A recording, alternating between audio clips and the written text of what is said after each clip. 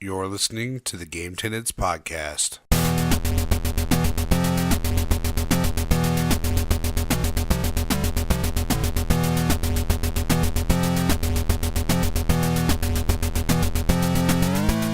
What's good, everybody? Welcome back to the Game Tenants Podcast. This is episode 28, and I am Church of the Game Grinder, and unfortunately, SirFlynn1 couldn't make it today, but we have a special guest and co-host for this episode, and that is Corpse Flood Gaming. Welcome to the podcast. Hey, what's up, guys? How's it going? Yes, so thank you for joining us. For anybody who has been listening, I've mentioned him a couple times before. A good friend of mine, awesome guy. Definitely recommend checking out his channel. So you want to go ahead and just kind of talk about your channel a little bit and talk about yourself and let everybody know why you are so cool. Well, hell yeah. Well, I can't really talk myself up as much as you, but I sound I hope I'm as awesome as you say. Yeah. Well, I'm the owner and proprietor of Corpse Flood Gaming on YouTube. I just do a lot of pickup videos and unboxings and a lot of discussion topic videos. And as soon as I update my setup, I'll be doing more capturing, so I can do like reviews and playthroughs and stuff like that. I just have an interest in all things gaming. Yeah, and it's definitely worth mentioning. I think the first video of yours that I saw that I really enjoyed was one of your loot box openings that you do with your daughter. And for anybody who's listening that has a family and thinking of a way to include your kids with gaming, definitely check it out for an idea, and it's really enjoyable. Yeah, she's really hype and gets really into it. It got her interested in gaming just doing this with me. She saw me getting these and she's like, "Oh, what's that?" And I said, "Hey, do you want to do a video with me?" And she said, "Sure." And it's just as exciting. It's like Christmas for her and me. So and they're fun videos to watch. It's a good bonding, and she's a pretty competent host too. So it just makes for a good watch, I think. Anyway. Yeah. So with that said, then I guess we can kind of switch over to our usual topics here and just kind of talk about what we've been up to in gaming, or as far as your channel goes in the last couple weeks. So what have you been playing? What have you been doing? Well, I've been playing a lot of Tales of Berseria. It's my newest game I've acquired, and I'm absolutely loving it. So, and we will talk about Tales of. This is kind of going to be a Tales of episode. So for anybody who's interested in hearing about it, stick around, and we will talk about these to a little bit more extent. Yeah, that's definitely good to hear. I'm glad I didn't come on during the sports games week or something. That would be not in my best interests. No. So besides that, I've been playing a little bit of Fire Emblem Heroes, the new mobile game that you can get on tablets or newer phones. And at first, when I heard about it, I was really iffy on. I don't really like mobile games in general. Yes. I'm definitely a straight up console player, but I actually really enjoy it. It hasn't tried to shake me upside down to get my money, and it hasn't totally killed the series for me. So I'd actually say it's kind of, if you're kind of dancing on the subject of trying it out, I'd actually recommend trying it out. It's kind of like a Fire Emblem Light, I would call it. Uh-huh. Where it plays very much like a Fire Emblem game, but they're more like short battles, and and forgiving. Yeah, it's got a steep learning curve that sometimes like you'll have to learn fast, but it's there's no permadeath. No permadeath. No, so that's one thing that the series is known for. But since Awakening came out on the 3DS, they've had like a casual mode where you can they died, but they're back. It's like an X-Men comic, I guess. But right. The game itself, like I said, it plays a lot like Fire Emblem Light. Normally in the main series games, you have the whole battlefield. You got to scroll the camera around to form your strategy. But in Heroes, it's all on that screen. The whole layout is in the one screen, so you don't need to really worry about it. Sure. So it makes for quicker battles, like I said. And I don't know. I find it pretty enjoyable.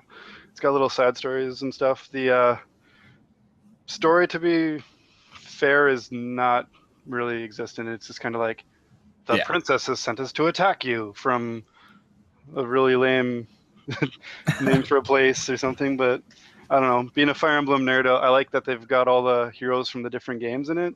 Mhm. So you end up fighting like Marth and Roy and a bunch of the marquee characters from all the games. So it's pretty cool. You learn a little bit about all the other games at the same time. So like I said, it's kind of a good jump on point just to dip your foot in the Fire Emblem pool.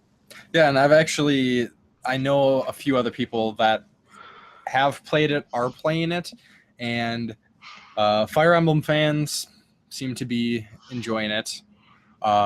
People who don't normally care for like SRPGs or JRPGs, they seem to be enjoying it. So I haven't actually seen anybody say, "Yeah, I checked it out. Didn't really care for it or anything." Well, If you're like strictly opposed to mobile games, like 100%, yeah, then totally like if you're not going to enjoy a mobile game, you're not going to enjoy a mobile game. But it sounds like it's a pretty fun game, and like it is a freemium game, but everybody I've heard that's played it has said they have not spent $1. Some people have like all the best characters and stuff, and put Yeah. time into it and luck of the draw, and you can get there.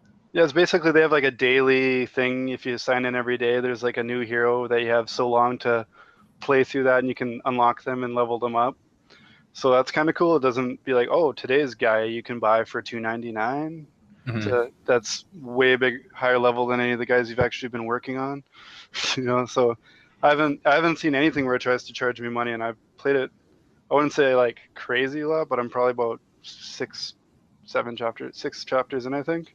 And I've been honestly loving it. It's good for just, it's a mobile game, so it's good for just playing quickly. My phone is a complete potato, so I wasn't able to get it on my phone, but I snaked my wife's tablet, and I've been playing it quite a lot.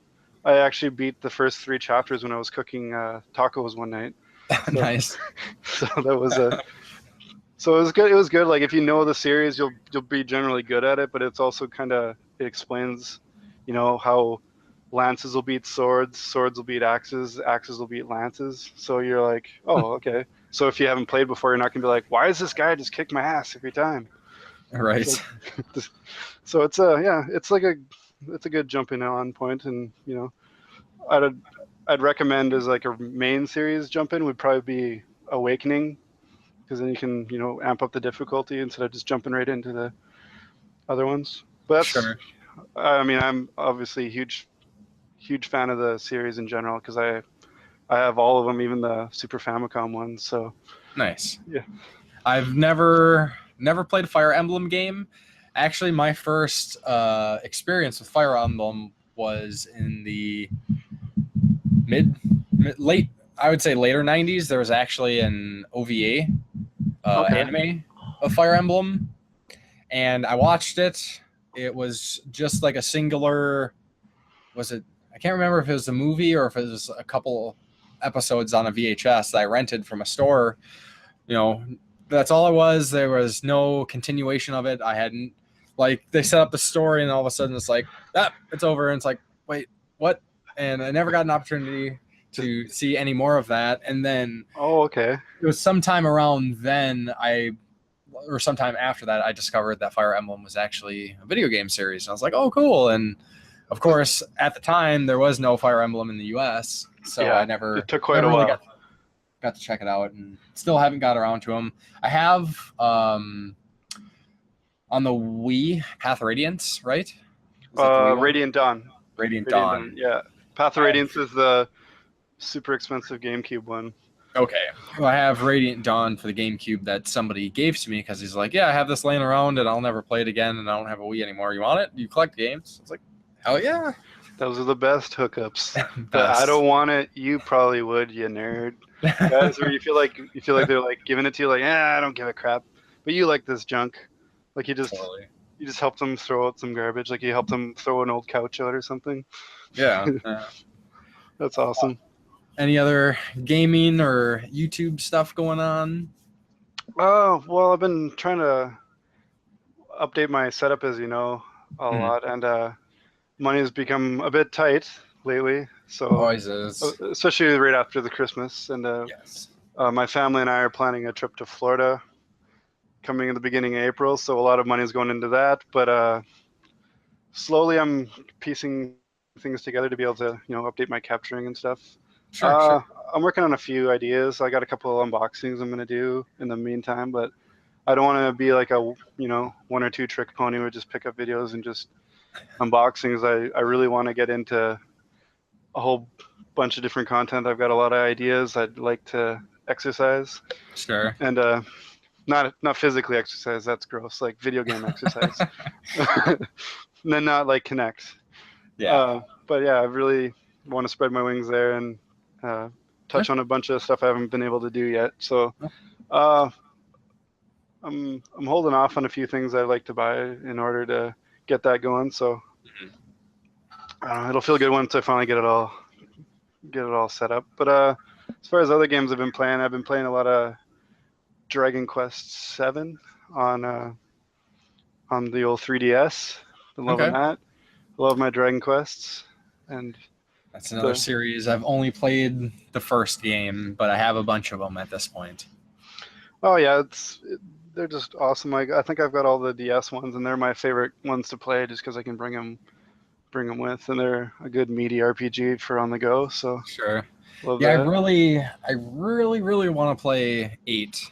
A couple of my friends have been telling me for years, if I play any RPG next, I should play 8. They're like, it's one of the best games ever made. Or best It's really good.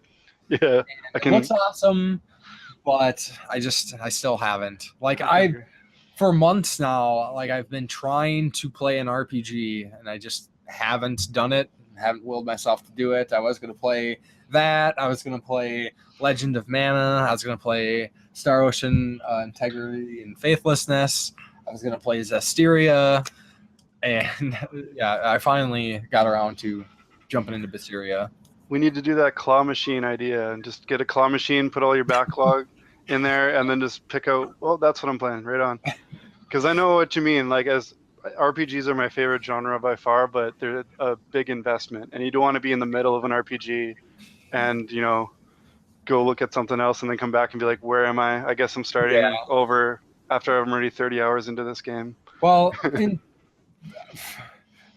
for me, for the most part, like in the last some odd years, like because that's exactly what I used to do is I'd start playing a game and then check out another game and then I'd finish that game and maybe I'd go back to the other game or I'd jump into another game and then I'd never finish a game. So now if I start a game, that's the only game I'm playing until it's finished.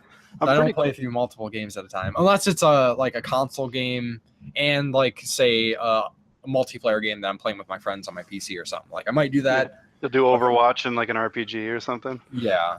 Something like that. Yeah, I have to have almost like a palate cleanser game at the same time. Like I'll be playing something like a long game, like something I absolutely love, like playing when I had Fallout 4 going. I'm like, okay, what's a little like 4, 5, 6 hour game I can play? Oh yeah, totally. Like I'm loving Fallout, but maybe I should just play a real quick beat 'em up game or something like that. Play Gears of War or something like that. I will say after I finish a long game, like I usually try to play a short game right after that.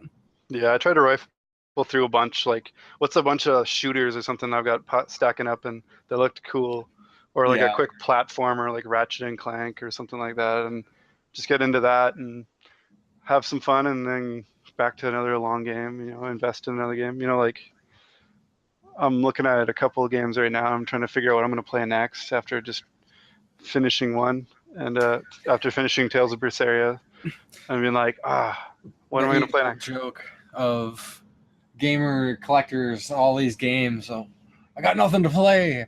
Like I'm not. I've actually never been that way since I started collecting, but I still love the joke. Yeah, it's just like women in shoes, I guess. Well, I got clothes. I got nothing to wear. What about the $4,000 you just spent on your wardrobe last month? Yeah. Yeah, I can't ever say that either. It's it's what should I play, not what I have nothing to play. It's like I don't know what to play. Yeah, it's like I'm trying. I mean, I know like anytime if I like jump into like Dragon Quest 8, like it's gonna be a good time.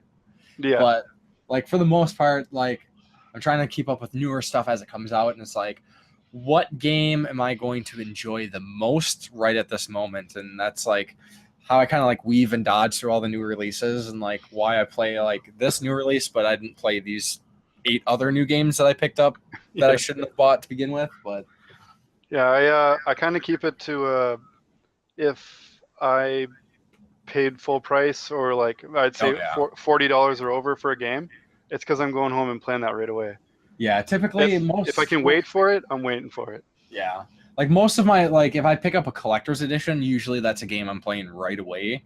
Mm-hmm. There's a couple that I haven't. They weren't like horribly expensive, but I usually try to knock those out. And for the most part, like with my pickup videos, if you've noticed, like when I am buying new games, like especially like PlayStation 4, like a lot of these games tend to be like more of like the cheaper indie releases, like or the limited runs or something. Yeah. So I don't, $20 here, $20 there, like definitely adds up, but it can sit there for a bit.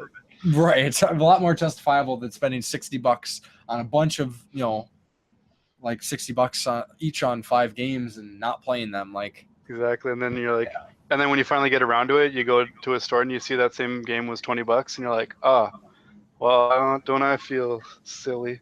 Yeah, I think as far as my collector's editions go, I'm just kind of looking at everything real quick, and I think the only like full on collector's editions, not like say, I'm not going to count something like a deluxe, like Trails of Cold Steel. Yeah, like a deluxe edition, basically. Yeah, but like something that comes with like a statue. Yeah, like my Star Ocean, Integrity and Faithlessness, and Tales of Zestiria, I think are the only like full-on like kind of collector's editions that I have not played. My guilty ones, I think I'm looking here. I'm seeing Doom. I got Doom when it was like super cheap in the summer. I think they were just clearing them out of Amazon. I don't know. They must have had a couple extra pallets in the way or something. And I got it for like $40, and I was like, oh yeah, hell yeah. And it's been sitting there. I installed it right away. It's right here. It's like right next to my TV. And I think it's going to be like my in-between game now. I'll be playing like another game, and I'll be playing Doom. I mean, Doom, I can probably blast through in a few hours, and nothing but good stuff. And I love Doom, so I don't know. There's not an excuse for me to have not played it yet, except for the 2,000 other games here. Yeah, honestly, I would say like once you're like wrapped up with Berseria, you should just knock out Doom and then jump into your next game, because like once you actually like start playing it, you're gonna be like, I'm really glad I started playing this, because it's a lot of fun, and it's kind of like, it's a quick experience that you can just kind of run through it, and hell yeah, it's a good time. And that's why I've kind of had it on my stack of like, I'm gonna knock out. I often especially I'll play like an 80 for the FPS genre. Like the FPS genre is really, in a large extent, is kind of stagnant. It's always like the same thing. Like Doom, like seriously, I know it's oversaid, but it's like a breath of fresh air for the FPS games. Oh yeah, and you gotta love the just finishing moves in a shooter game. That's awesome. Yes. Everything needs finishing moves now. Totally. Yeah, I wanted it since I heard about it, because I've always loved Doom. So it's probably the next game I'm playing. I wanted to do some capturing to kind of do a review of Dead Rising 4, but as you know, I've had a little bit of trouble getting the capturing to work, so I need to definitely get an upgraded, better computer to be able to handle stuff like that. And but at the same time, I think I'm just going to end up playing it, and maybe I'll just go back to it and do a review or something like that. But yeah, I don't really want to hold off on that any longer. So I think it'll be probably between Doom and that. Sure. In your future. And then for PS4, probably something like Knights of Azure. It's caught my eye. I'm not sure how. So I'm just thinking, like, so kind of like one of the issues you're having is you're not able to like capture necessarily, right? Yeah, it like locks up my crappy Walmart laptop, and then I got a newer one. With your can't. I don't know about. Do you have an Xbox One? I know you got a PlayStation 4. Yeah, Xbox One and PS4. So do they both like if they both have like Twitch functionality, like streaming functionality, Yeah. you could stream them and like, don't care about like actually, the part like if people are actually gonna like watch and whatever, but you can stream it so you have like, so Twitch has the recording of it or something. I'm not sure how that works exactly. Like I know. Yeah, I played around with it a bit when I first got the Xbox, and but that would be one way you could get the footage at least, and then you could download your footage, and then you should be able to run like basic editing software, I would think. Like the rendering, like I'm sure rendering takes a long time, but yeah, that's probably the main thing. So that's why I've been like, I guess I'll have to just update. I mean, I wanted to have a new computer by now anyway, but things have gotten in the way. Life gets in the way. But soon enough, I'm hoping by end of April, beginning of May, I'll have it good to go. Sweet. But if Dead Rising 4 is anything like the other Dead Rising games, I'll be happy to go back to it. So awesome. It's not too bad. Yeah, so I guess I'll just kind of talk about what I've been up to in the last couple weeks. Of course, I want to kind of give a shameless self-promotion of my Gravity Rush remastered review that I just uploaded a couple days ago. Well, yesterday at the time of recording this anyways. Yeah, I think that is a game that deserves way more attention that it gets.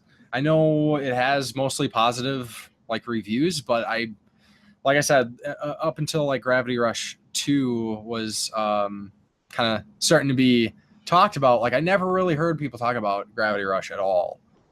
Yeah, and I heard a little bit, just the people who like really like the Vita. They're like, oh, here's a Vita hidden gem, check it out. I'm like, but I don't have a Vita, so I can't. Right. And actually, speaking of the Vita, do you know much about the PlayStation TV? Oh yeah, that thing is my lifesaver lately. Do you have one? Oh yeah, I've been thinking about getting one of those. Just like, yeah, sure, I could get a Vita, and you can I'm sure you can hook the Vita up to your PlayStation 4 or TV or whatever. But it just sounds like a cheaper way to actually play Vita games is just get a PlayStation TV. Hell yeah, especially since a lot of places are clearing them out. I got mine for 20 Canadian at Walmart. The only, well, no, I wouldn't say the only downside, but the one downside to it is it has only 1 friggin' gigabyte onboard memory. Yeah, so you have to use like memory cards or something. Yeah, you have to use those special Sony douchebag memory cards that they charge like $100 and it's in an 8 gig. That's.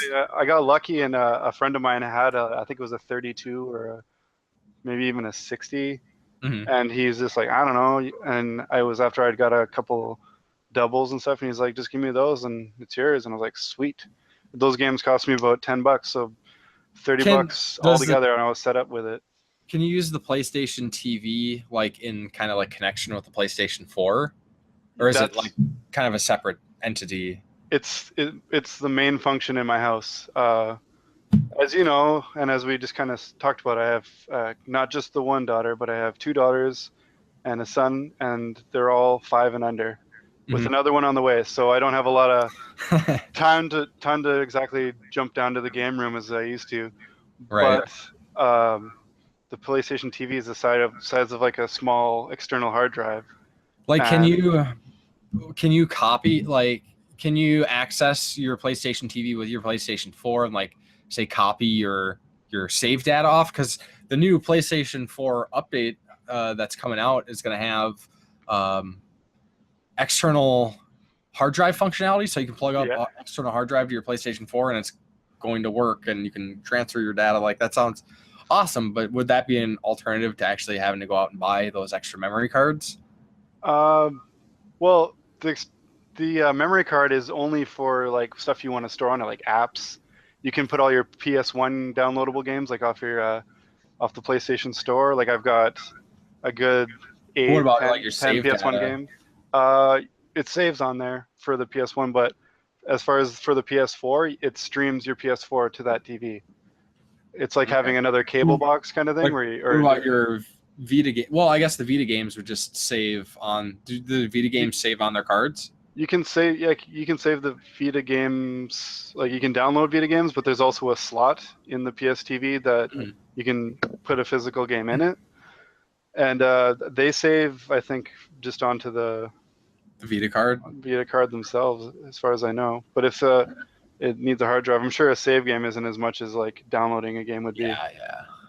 So it's really cool. Like it's just all I have upstairs as far as game stuff now is my TV. You can't even see on my. I have like one of those wall mount TV stands where it's like an actual like free TV stand, but it's got a wall mount back on it. Sure. And on the top, there's like a probably like a 4-inch wide shelf. So we got like picture frames, and then there's just the PS TV, and you can't even see it. So it's perfect for little hands. They don't pull at it, and it's up high. It's out of the way. So all I got is a cabinet where my movies are. I've just got a PS4 controller up there, and it's good to go. I just come downstairs, turn on the PS4, go upstairs, connect it, and it doesn't generally get much interference, but sometimes it will. So I wouldn't play an online game on it. But sometimes if someone's like running a microwave or something, it'll get really pixely for a little bit. But for the most part, it's really it's gotten a lot more play out of my PS4. Honestly, it's almost like an automatic thing that I come into the game room and just turn on my Xbox, because like I have a few friends that don't have a phone. The only way I can get hold of them is on Xbox, so it's almost like checking my messages. Sure. But then while it's on, I'll just automatically start playing it. So to be honest, it's got me a lot more play on my PS4. I played through, I'd say, 99% of my Berseria playtime was on the PS TV. Because if the kids are playing nice and they're all in the living room, and they're not watching. If I have a show on, they're not watching it. I'm like, no, they're playing nice. They don't need me. They're playing their own game. I'll be like, yeah, well, maybe I'll play my game. And then while playing Tales of Berseria, both my daughters got right into it, and they were like asking questions, like, oh, what are they doing now? What happened to this? And I'd be like, oh yeah, we're going to go fight a dragon or whatever, and don't want to wreck anything in the story, but So they kind of kept up. It was like they were more interested in that than the show that I had on for them, so that they asked to watch naturally. Well, yeah, you got this like super kick-ass like demon chick going. Yeah, if I was that age, which when I was that age, like I was all about like that that dark shit. Yeah, the demons and stuff. So yeah. And it's not, it's got demons and stuff, but it's not like it's. Yeah, it's not like satanic or anything. It's not like it's not for kids, and it's not really bloody or anything. So it's a good thing to play around the kids. I wouldn't play Doom upstairs, or Sure. on the kids, but I try to be responsible like that. How do you explain Velvet's outfit to your daughters? She's she fights a lot, so her clothes get ripped. Good answer. My daughter didn't really ask anything about it. She's just like, oh, her clothes are just ripped up from fighting. Because, at the beginning, she's just wearing generic villager clothes. And all of a sudden, she's in this dungeon and she's wearing, like, shredded. And that's, like, no spoilers necessarily. But that's one thing I thought that was kind of neat with Berseria, is that, like, her initial outfit was, there was a story to why, like, she ended up in just rags. Like, when she finds the chest and like makes her like current outfit, like, it's like, well, why did you decide to tie 3 belts to your leg? Like, Well, it has to hold on the tatters of what are remaining of my pants. But in the same way, it's not like it's over fan servicing, over sexualized anime. So that's why it wasn't a big deal. There's been multiple instances since, like, you actually like set out on the journey that other characters have actually made comments, like, if it is a snow area and they're like, aren't you gonna get sick? Aren't you cold? Or like, oh, people don't usually dress like that in this area. And yeah, but I'm always hot. I don't care. just gruff and just like, yeah, it doesn't bother me anymore. Meanwhile, it's like another character that's not really dressed that warm either, like Magalu or something. You're like, you're one to talk. But so other than my Gravity Rush remastered review, I also put up a pickup video, just a pickup video. So if anybody hasn't seen that, recommend checking that out too. Growing your new Xbox collection. Yes. Xbox is growing, definitely, but who knows when I'm going to get playing those games. But hey, I'm picking them up. Plug it in. Yeah, plug it in.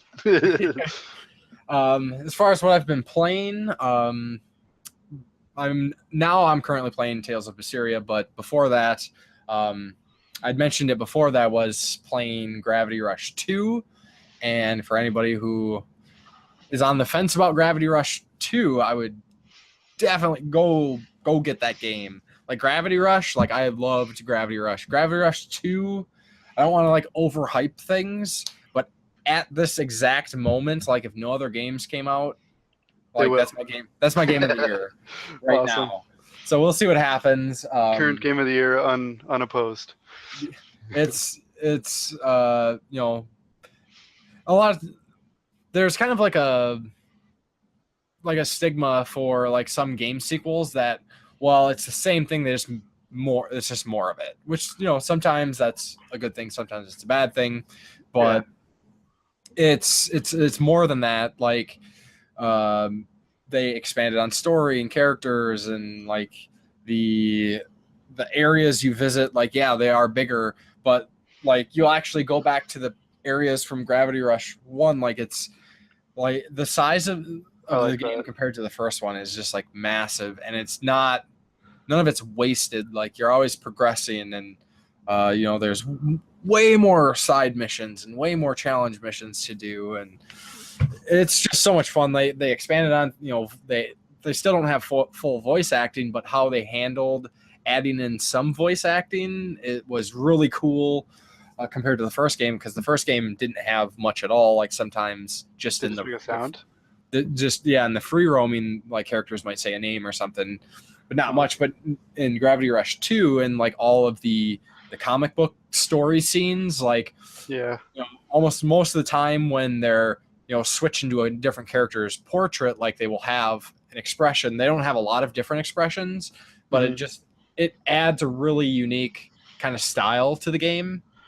Rather than just the same picture of them all the time when they're talking, you're like, oh, this is boring. Yeah, well, when you actually see how they look and how they feel about stuff. Yeah, they switch up pictures, and they have different like emotes that they do all the time. Some of them I thought were hilarious when like the main character like reacts to something, like just some funny stuff, and added more to the combat system, way more depth if you want to take advantage of it, or otherwise you could just kind of play it superficially and enjoy the story for as it is. But just fantastic.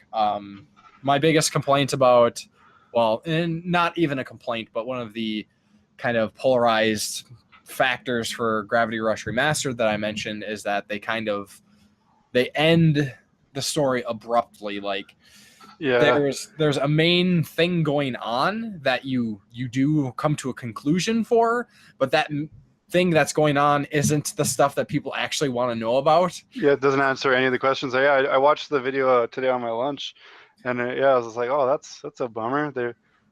It's like just like fade to black in the middle of a scene kind of thing. Like, oh man, they sopranoed me. But Gravity Rush 2 pretty much like, and like I really wonder, and since I'm not like, I don't think I'm going to do a review, like a full-on review for Gravity Rush 2 just for time. I would love to, but I don't think I'm going to be able to do it. Do it now. So one thing, and it's not a spoiler, and this, everybody should probably know this if you're going to play Gravity Rush 2, and I don't know what they meant to like, if this is something they thought they'd benefit from, or if the developer was just like a massive troll. But you're playing through Gravity Rush 2, and bam, just like Gravity Rush 1, suddenly credits again. It's like, what you like? I wasn't mad about it, but I was like, really? Like, not again.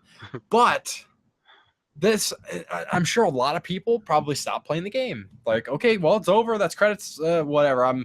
They didn't give me my answers. I'm mad now, and they shut off the game and they never played again. But if you actually let the credits finish, and like, a lot of current games, like when you wrap up the main story, then they kind of throw you in the free roam mode where you can like do any like side missions you didn't do or stuff like that. Or like, right before the end battle, and you can just do anything that you missed.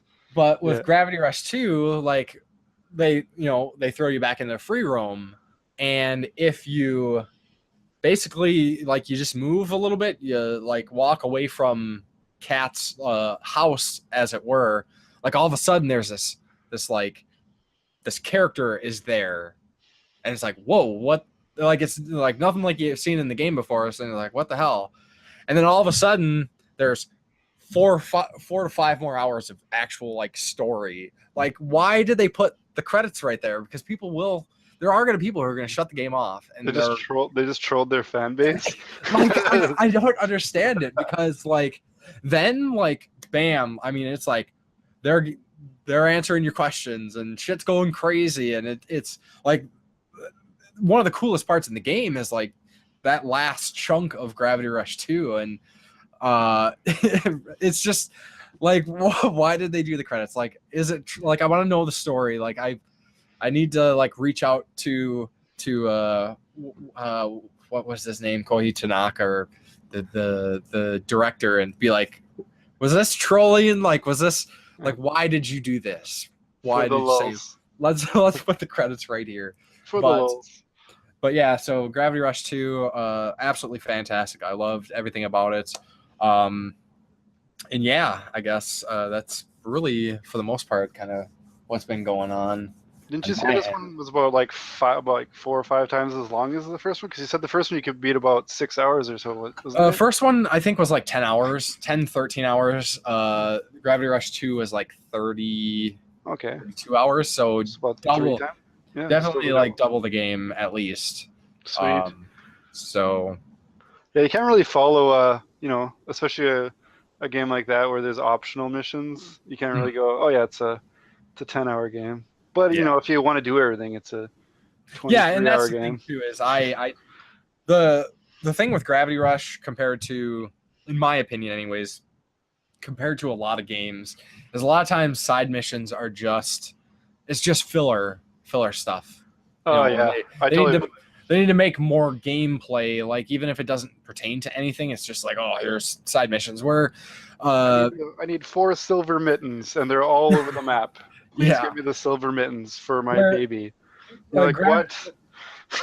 I think where Gravity Rush does it right, where a lot of games do it right, is even if like they're not significant events that happen for the actual like side missions, a lot of them are world building, like adding more to like help you understand like the local townsfolk, like their plights and their views on things, and fleshing out the world, which I think is great. Like some of it's really dumb stuff, and sure there are some just like really dumb, well, I need to go over there kind of thing. Yeah, it can't all be world changing. It's got to have a dynamic almost. You got to be like, I thought that was going to go somewhere, but it turned out it was just me fetching a bale of hay.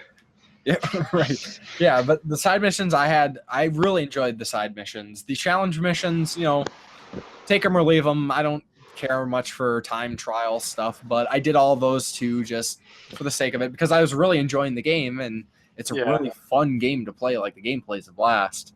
But now I am full on rushing. Well, I wouldn't say rushing my way through, but making my way through Tales of Berseria, which I've mentioned it before for anybody who might have heard me talk about kind of JRPGs in general, is that I'm not going to go into it. I've gone into it before, but we were talking a little bit ago about how Final Fantasy X like completely ruined JRPGs for me, and I never played a JRPG released after Final Fantasy X, and Tales of Berseria is my entrance back into the world of current generation RPGs, and they're hitting it out of the park so far.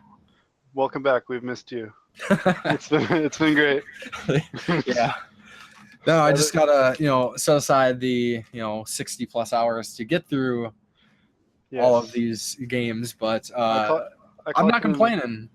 Yeah, like I said, it's my favorite genre, but it's also the most ridiculously time investing genre to play, which is also a big problem for me Yes. Trying to be a decent parent, and not just going, oh yeah, I gotta go. I'll be back in like 100 hours. It's gonna go run through Final Fantasy 15. Yeah. Like, so basically it limits my game time to, like I said, with the PS TV, I get a bit more. Mhm. I bring my 3DS to work, but it's mostly like, okay, everyone's in bed, and if they stay in bed and don't have a rough night, I get a couple of solid hours, a few more on the weekend. So Yeah. that's what I mean. Especially now, a JRPG is a huge investment. So Yeah. and then I got a lot to choose from now. Like I've really beefed up the RPGs in the last about year or so. Yeah. It's not I have nothing to play, like we said. It's which one first. Yeah. Especially with the, like being retro collectors as well as playing with the new gen. You're like, okay, you gotta decipher that first. You're like, okay, am I gonna be playing some old school? I'm gonna be playing like some PS1 RPGs. I'm gonna be playing a Super Nintendo, or am I gonna go with the new PS4 one, or Xbox One game? So I got to compartmentalize everything and just go, okay, I'm going to go strictly retro for a while and knock a couple of these platformers out. I'm going to, I want to at least try some of these games because, some games you can pick up and play, put down. It's not a big deal. Mhm. But like we said, the RPGs, when you're invested, you might as well get all the way through it because you don't want to get lost or forget how to do what you're doing, especially when you're at a high level and skills involved or something. Yeah. That makes it extra rough. And you're like, oh, how do I do this? I don't remember how to play the game. It's only been a month, really? I have no idea what I'm doing. Yeah. That's like, hashtag first world gamer problems, but it's a good problem to have. I'm not complaining. I like it. The limited time is a bummer, but but that means I don't have limited time with the kids. So they're enjoyable, so they're worth it. Totally. So I don't really regret it in any way. So it's just, I like to have a balance. Mm-hmm. Sometimes I don't get as much game time as I'd like, but I'm not going to, like I said, I'm not going to go, oh, it's Saturday. See you guys Monday. Right. So, sneak it in when I can. It's still just a hobby after all, but it is something I'm super passionate about. Absolutely. That's why we do what we do. So, so next, as we are talking about Tales of Berseria, I thought it would be fun to kind of talk about just the Tales of series in general, particularly for anybody listening who is not familiar with the Tales of series. I'm sure anybody who's like somewhat involved with paying attention to games, you might have heard mentions of games. Good chance you've heard that there are JRPGs, which they are, but not your standard turn-based, like Final Fantasy of yesteryear sort of games. A little bit more, even saying that they're more involved isn't necessarily true because you can do it automatically. But I wanted to spend a few minutes just kind of talking about the Tales of series. I don't think we're going to be able to talk about it as long as I was hoping because as per usual, it seems like you are a great fit to the Game Tenants Podcast. Kind of usual, as we like to kind of go off in tangents and go on some of our topics. So, it's one place I get to talk about games, and someone's not just rolling their eyes like, "Oh yeah, that's cool." Unless people listening are just like rolling their eyes. I've got an outlet talking about games now, not just at work talking to a guy who, Call of Duty's cool. Anyway, I'm like, oh man, but I'm playing Tales of Berseria, and he's like, I don't know what the hell it is, but okay. Is that anime game? Yeah, is that like Sailor Moon or something? But it's like a gritty Sailor Moon, I think. I don't know. Yeah, so the Tales of series then, just kind of want to go through just a little quick, like what is Tales of, I guess. And Tales of it's been around for a long time, actually. Yeah, I believe 95 was the first one. Yeah, originally was Tales of Fantasia that we never got in the U.S. Yeah, we still haven't gotten it to any extent, have we? Yeah, we've got it the Game Boy Advance version. It came out on Game Boy Advance. Oh, and actually, now I'm looking at a list. It seems like they have been re-released since then. Yeah, it came out on the Game Boy Advance. That's not exactly what I would call the definitive version. Yeah. It's got a bit of slowdown and stuff like that. I got a repro made of the Super Famicom one, English translated, and it's awesome. It's definitely worth I paid like $25 for it, and worth it. Yeah, that's probably one of the next repros I'm gonna pick up. And from what I've seen of that, like that is definitely one of the best looking Super Nintendo games there is. It's beautiful. It's right up there with Star Ocean, Bahamut Lagoon.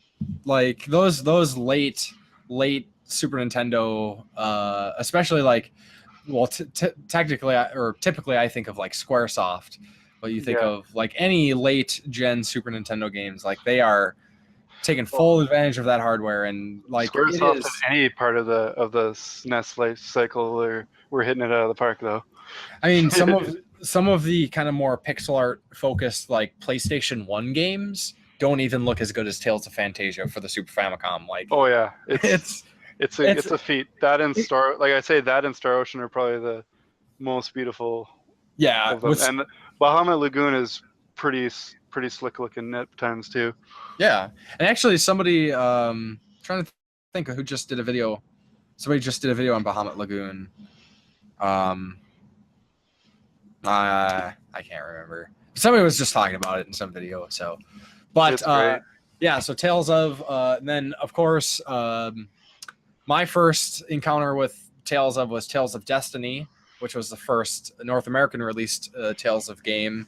And yeah, it was really, at the time, it was nothing like any other game that I played. And I don't remember exactly. It was around the same time that Tales of Destiny came out, that Star Ocean Silver Story, or Second Story, was released on the PlayStation, which are both, like, they're similar in style. Like, yeah, I think Star Ocean came out just before it. I think it was like the holidays, and I think Tales of Destiny came out right after or something like that. I don't remember. They were really close. I don't remember which one I picked up first, but like, it's really cool, really unique. But unfortunately, since then, I haven't really played any Tales of games, just with, whatever reasons and whatnot. I have a lot of them at this point. I have most of the Tales of games. I just have not played barely any of them.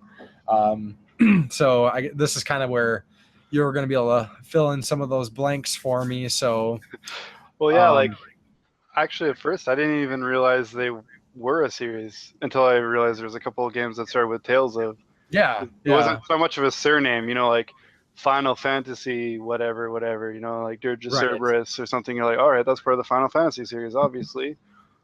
But Tales of I think I owned 2 of them before. I was like, that's weird. They kind of look the same. And then I looked it up. I'm like, holy shit, there's like 13 or 14 of them. And after playing through a little bit of it, I actually happened upon Tales of Destiny just by accident. Someone posted the games locally for $5 each, and that's a hell of a deal, especially for that game. And I just kind of went headlong into it and just fell in love with the series from there, and picked up whatever I could. I'm only missing about 2 of them now, I think, and that would be the Vita Tales of Hearts R and the PS2 copy of Tales of the Abyss that I don't have anymore. I did have it at one point. Someone snagged it, I guess. But I've been holding out on it because a friend of mine's been thinking of getting rid of his older system stuff to me. Ooh. With the, he's a close friend. I've known him for a long time, and he knows that I'll take good care of him. Sure. I'll curate them like a museum. Yes. And but they'll also get love and use. And he was like, yeah, if you sell those, you can borrow them anytime. I work with them too, so it's an easy. Oh man, I'm missing Fire Emblem. All right, I'll bring it over. No big. I basically buy them off them, and then you'll borrow them or something. So we've been throwing that idea around for a while, so that'd be cool. So that's why I haven't picked that up on PS2. I've seen it a few times, but so I think it's worth mentioning, like, for those who might not be super familiar with the series, how many Tales games there are. There's quite a few of them. Yeah, not counting the re-releases of them and ones that we didn't get over here. I think there's 15. There's Tales of Fantasia, Destiny 1, Tales of Destiny 2. What do we got here? Tales of Symphonia on the GameCube. Uh, Tales of Legendia on the PS2. Tales of the Abyss on the PS2. And those actually came out, I think, the same year. They came out really close together. And then there's on the PSP, Tales of the World: Radiant Mythology, which is kind of like a spin-off, I guess a lot of people consider it. Then there's The list I'm looking at looks like Tales of Innocence. yes, came Tales out. of Innocence. I think it wasn't released over here. I don't believe though, Oh, unless yeah. unless I'm misinformed. But I think it's No, I think you're right. 'cause Japanese one. Just I've like never Tales of Eternia. Tales of Eternia wasn't released over here, but I believe Tales of Eternia became Tales of Destiny 2. I'm not Well, exactly sure of it. I'll probably pick them up after I get all the North so Americans and check as them out. far as from what I know, and I could be wrong about this, is I thought Tales of Eternia was our Tales of Destiny 2. Yeah, that's what I was saying. I think that's what And became Tales of Destiny 2, like, did we never... Tales of Destiny 2 was on PlayStation 2, wasn't it? Well, yeah, like here it was called Tales of Destiny 2 on the PS2, or yeah, the PS2, and it's really confusing, honestly. The PlayStation 1 version is... Because when I look them up on Amazon, Tales of Destiny 2, it'll come up on both PS1 and PS2, and they're Right, but the PlayStation 1 is actually Tales of Eternia.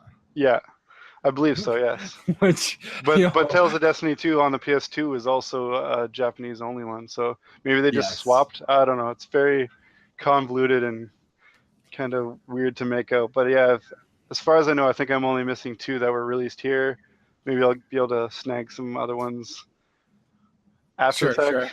But And then there was also Tales of Rebirth, which yes, I think that might be another one we didn't get, or did we get that? yeah, we did not get Rebirth. Yeah, Okay. Tales of Innocence we didn't get, and I think that's about it. There's only about 3 of them that we didn't get over here. Yeah. And I think Rebirth, I believe, was PSP also. Okay. I think. Yeah, but some Looks like- standout ones are definitely the original Tales of Fantasia, Tales of Destiny. I'd say Tales of the Abyss and Tales of Symphonia. I'd say were some of the best ones. But What about I'd say Berseria? Berseria might be my favorite one. I got to give it some time. You know, let the gleam wear off a bit and just Yeah. look back on it. You know. Well, that's another thing too. Is then we got Tales of Berseria, Tales of Zestiria, Tales Yes. of Vesperia. Yeah, they just put an IA on the end of everything. Yeah, Tales of Legia, Symphonia. But then there are some other games. I've heard a lot of. I generally hear good things about Tales of Xillia 1 and 2. Yeah, they're both good. Actually, I wouldn't call any of them terrible. The worst I could say about any of them would be Zestiria's kind of a slow burn at the beginning, and it kind of lost me. But That's kind of what I hear. I hear that when you get more into it, like I've only owned a PS4 for a year, and I played it. I'm probably like only, I don't know, 4 or 5 hours into it, but it didn't really seem like it was going anywhere fast. But I'm gonna tough it out and go through it because, like I said, I do love the series, and yeah, it's so that was definitely a slow burn starter for sure. But you know, it probably pays off in the end because they seem to know how to tell a good story, and I haven't been disappointed yet. And I've played at least a little bit of all of them. From the people that I know, a couple other people. I'm not like necessarily like friends. I might mean more acquaintances besides you, of course, that have said that Tales of Zestiria, they're like, if you like Tales, like, they're like, yeah, it's not the best game in the world, but it's a solid Tales game. Like and that's the same. Like even with the Last Star Ocean, I've heard, you know, general audiences tend to not like those games, but the fans of the series have said they're solid games. Yeah, I'd say the first 3 are the best. Last Hope was a bit of a stumble. It wasn't completely awful, Mm-hmm. but it wasn't the best. And Universally, I heard, hear. Yeah, it's pretty. It's kind of.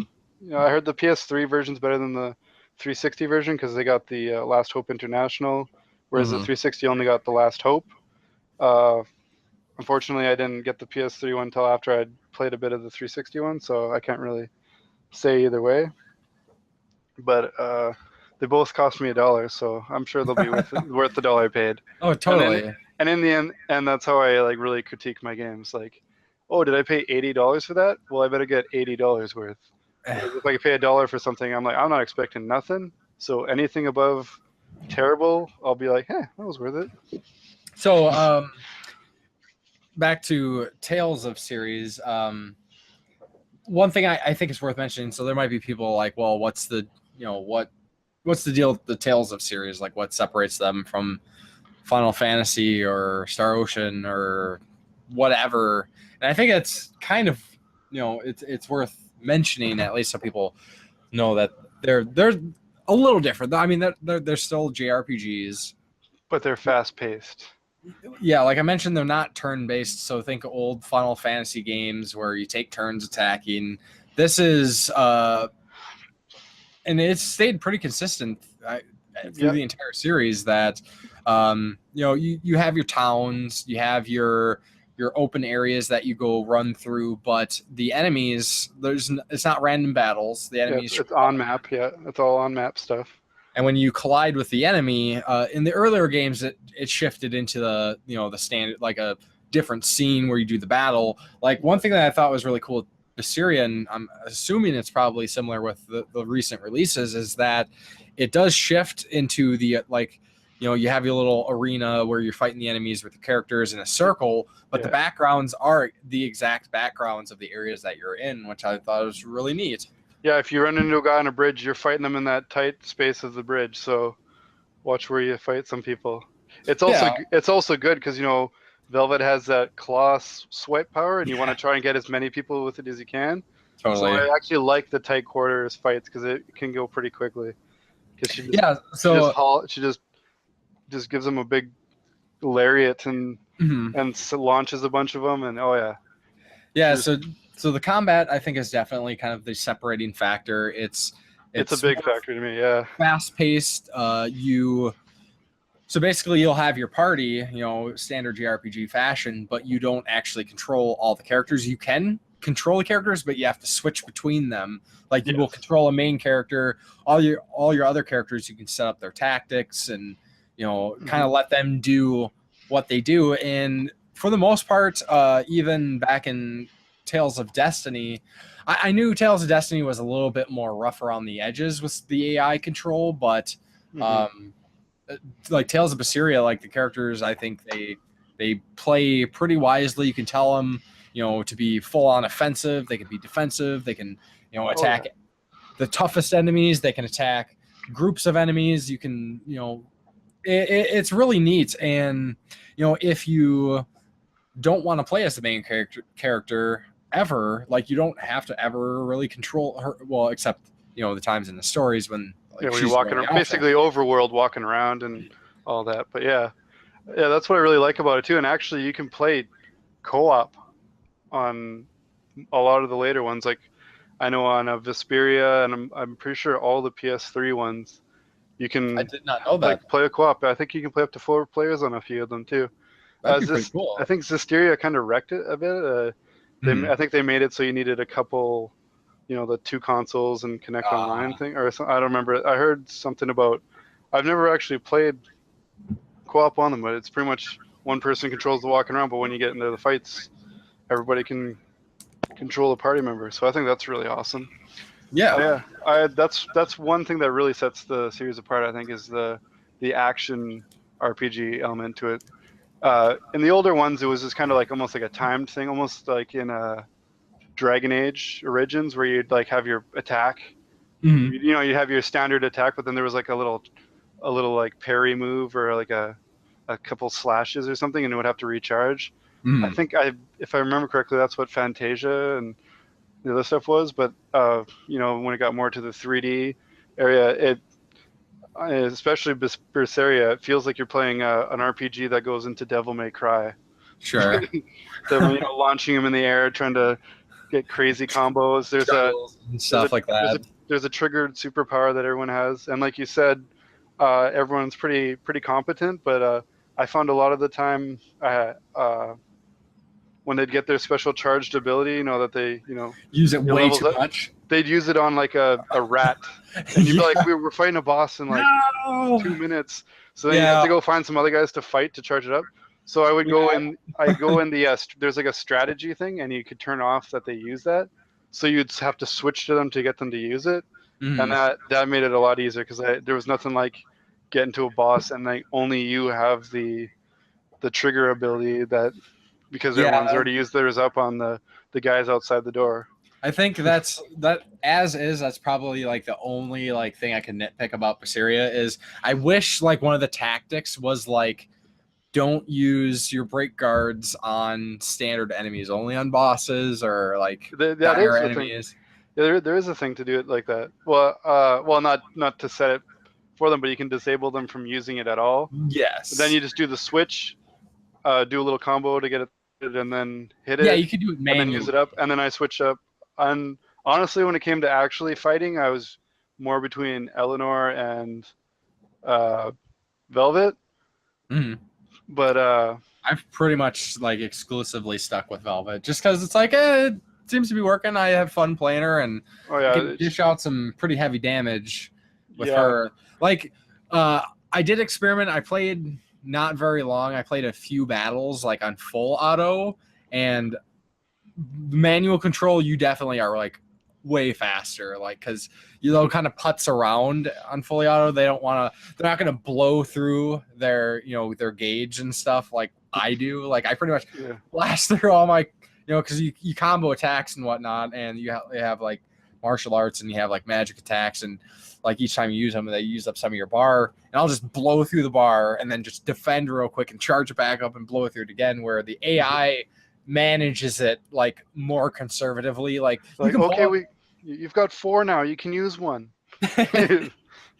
but I pretty much like for the most part I set all my characters on like be aggressive, just use all your abilities, just go for it.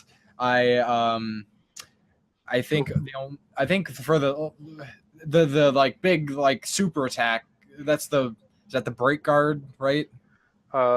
Break soul. Yeah, break souls are the regular things, and then break guard is the big ones. Break guard, the big ones. Yeah. So I set the big ones on like only like when they're full, or like I tried to make that a little bit more restricted. Like they still like randomly kill rats and stuff with them, but or just a random guy that they could have just hit him 3 times and he was done, but they're like, nah, I need to kill him, kill him to death. Yeah, It's once I figured that out, I wasn't so bothered because I would be like trying to like save them up, and I didn't switch Velvet, so sometimes I'd be trying to like get them back for the other characters, and then Velvet would use hers. I'm like the only one that I don't have set to not do it automatically. So then I'd be back with Velvet like, oh well, at least she builds it up quickly. Sure. Definitely if for anybody who is, if you're not a JRPG person, I'd be interested to say just check it out. Like watch some videos, see the gameplay, like because I know a lot of people they don't like JRPGs because of the turn-based, because it's so slow. Yeah, because it's more involving with the event action event RPG, because you're not just going through menus and selecting an attack. The beep beep beep beep beep. Okay, hit him with the meteor. Like you're doing button combo, like not like you're not doing Street Fighter button combos, but like you map attacks to buttons and you can hit the button so many times and you can set what attacks they do and stuff. That's really cool. You can almost think of it like it's like combat is almost like segmented beat 'em ups. Like you're going around doing your thing. Like when you're not in a battle, you can't like attack and kick and punch and whatnot. But when you get into attack, it's like you're just doing a beat 'em up. You're just mashing on the enemies. It gets like when I started playing it, it was definitely like I felt like I had no idea what I was doing, and I was just mashing buttons and things were working out. I mean, I still kind of feel like that 30 hours in, but I know what I'm doing. I know, like if I'm switching through buttons, like I'm not going to tell you what attacks I'm doing, but I know like, hey, all my square attacks, if I do a 4 of them, they're gonna focus on stunning the enemies. Or they work really well on flying guys. Yeah, I totally have that too. And, yeah, I definitely am on board with that. At first, it feels like you're going to your buddy's house when you're a kid, and his brother will kick your ass at Tekken, and then they just throw you a controller like, here you go, good luck. And you just match in whatever buttons you can. Looks like I'm kicking ass, and then you beat him, and he's just like, ugh, what the hell? That's all I've been playing, And you can totally get through these games, and you don't have to really grasp. I mean, you can just button mash. I mean, and that totally works. Like, as long as you get the break souls, I think you'd be good. Because if you're just doing the regular standard attacks, it's going to take you a long time. Because sometimes, I don't know if it's happened to you very much, but it seems to happen more in the later game that I'll use up too much of the gems, and then I'll be stuck to do it with like a 2-hit combo that I can do until I can damage one or kill one, and then all of a sudden I get enough gems to be able to use a break soul again.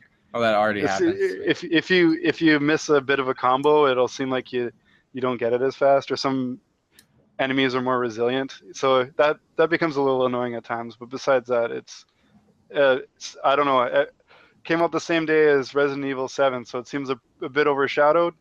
Yes. By Resident Evil 7, but I'd say check it out. More worth the money, I'd say, because like I said, I think when I clocked in at the end, it said 88 hours. I mean, it counts even when you're paused. So I'd say probably a solid 83 hours at least.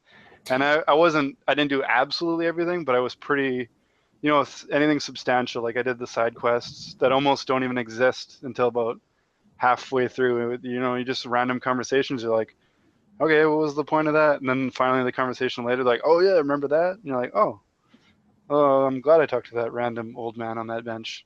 Sure.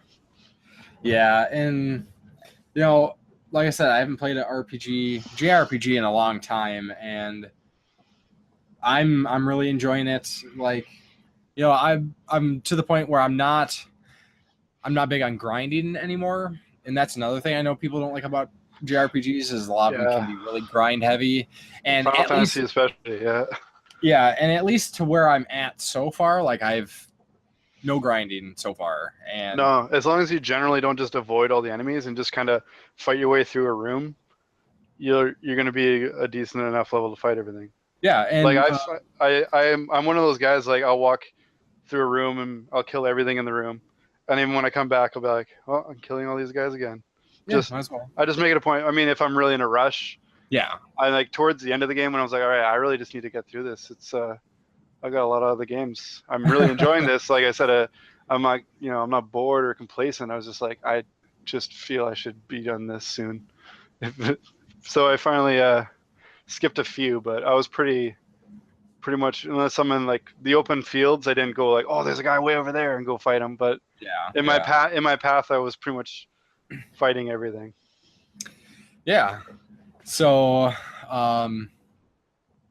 Tales of Berseria, I think, is great. If anybody was on the fence about it, I'd definitely recommend checking it out because I am enjoying it quite a bit, and that's coming from a guy who, has kind of despised the modern RPG for unreasonable reasons. I mean, I own a lot of modern RPGs. I just haven't been able to will myself into playing them. And Tales of Berseria is, I think one of the other standout elements of it is it's not, I mean, it does have some of your kind of like standard, like Japanese character tropes and things like that. But I think it kind of takes a different angle, kind of being like, you're definitely the anti-hero.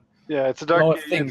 You're more like a kind of like a Wolverine of sorts. Like, I'm a lovable killer kind of thing. Yeah, kind of. Like it's a revenge plot, like so far, to where I'm at, like, I gotta say, for the most part, Velvet's stuck to her guns. She's not like, doesn't start out the game like, I'm gonna get revenge, and then like 2 minutes later she's like, let's be friends and save the world. Like, we just need to band together as friends. Like that it- happens like so much in JRPGs. Oh, be and honest. games in general. Like, oh man, we all try to do our own thing and that didn't work. What we really need is our friendship. Combine. And Yeah. There not- is friendship there, but it's not a key element. Like they just kind of, well, we're all on our own. We're all on kind of our own mission. It's just kind of a same end goal basically. So yeah, we can stick together, I guess. And just quick little thing, just so I can lead into kind of another thing is fantastic voice acting. Like a lot of the voice actors, I looked them up. Long credits, and especially in anime, like a lot of these voice actors do a lot of anime. The voice actress for, I think it was Eleanor, or it might have been Teresa, I can't remember, like has been doing anime for like ever. But then kind of where I just wanted to go with this is, of course, I'm sure you saw my post. Oh yes, I on did. Facebook. I know where this is going. Like, so Velvet, I from the get-go, like voice actor does a great, like everybody in the game pretty much does a great job with the voice acting. There's two characters. They're really diverse and everything too. There's two characters that are annoying, and you could probably assume the two that I'm probably thinking of. Magalu, Bienfu. Actually, I kind of like Magilu. She's needed in there, but she gets she can tiresome. be annoying On those little after the cutscene little conversations. You're like, okay, let's go. But no, I really was enjoying Velvet's voice actress. I thought she did a great job, and I was like, I know this voice. Like, where the hell do I know this voice? And that's what actually led me to look her up. And like, I started hearing like some of the way she was like reacting and speaking to things. I was like, I know, like, I knew I was going to feel ashamed about myself when I figured out who it was. And I wasn't necessarily, because it's like almost such a different role. But of course, if anybody saw it on social media, I found out that the voice actress for Velvet is the same voice actress for Shantae, which is freaking awesome, because I don't need to say anything else about that. I think we all know. You've dabbled in a bit in Shantae. Yeah, time. Talk about it. We've dabbled. The games are all right, I guess. Yeah. So that's cool. At least you weren't just you knew ahead of time. You're like, oh, I just gotta play it just because it came from an honest place. There's nothing more annoying though than knowing a voice or knowing someone's face, and you're like, I don't know, and you finally give up and look it up. You're like, he's the bad guy in like my favorite movie. What the hell's my problem? Yeah. He doesn't even look any different. How did I not put that together? Yeah, I know that. Yeah, there's a couple of voice actors for that. I'm like, I recognize them in all their works. Like, I could just pick them out. I'm just like, oh yeah, the guy who did the voice for Wolverine in like the '90s X-Men cartoon. He kind of does the same voice a lot of the time. So I'm just like, yeah, there he is. There's that guy. He's like the main guy. He's the main guy in Bulletstorm and all that, and does a couple other game voices. I thought Bulletstorm was Stephen Bloom. Like, I'm not sure. I think Stephen Bloom's known for. I looked him up anime, at the time. Yeah, like Cowboy Bebop. Was that Stephen Bloom? Did he play? I can't remember. I'd have to look it up. Yeah, but like I said, he's one of those stand-up ones, just like Frank Welker. Yeah. I'm gonna know Frank Welker anytime I hear him. Like the voice actor for in Tales of Berseria for Rokurou. I actually thought I knew exactly who that was, and when I looked it up, it was somebody completely different. And I was like, "Wow, he has like seriously the exact same voice as another prolific voice actor," which is interesting. But yeah. So, do you have any other thoughts or things you want to talk about in regards to Tales? I just recommend, if you've got something against JRPGs, trying a Tales of game, because they're definitely cut from a different cloth. Yeah, it doesn't feel like it's one series that that's why I've liked it so much, is it doesn't seem to just get by on stuff that is just general JRPG tropes and stuff, like you said. It's its own thing. It's its own thing. Yeah, it's not Final Fantasy, it's not Dragon Quest, it's its own series, which is why it's the third most popular series next to those two in Japan. And surprisingly, a lot of anime like series adaptations of the Tales of games. There really is, yeah. I found out about one. I think it was for Tales of the Abyss. I went to download it, and I found so many more. So I was pretty happy. And actually, when we were talking about Fire Emblem earlier, and you mentioned seeing like a little 2-episode anime, I knew exactly what you were talking about because I found that one too when I was looking up. I wonder if Fire Emblem has an anime. Yeah. And it was that same one where like the city's burning at the beginning or whatever. Yeah, it was. It's I got more into anime lately. My wife's always been a big anime fan, so I think it opened me up more to the JRPGs. I'm like, oh, she'll like watching this. It's anime, and then I got more into it.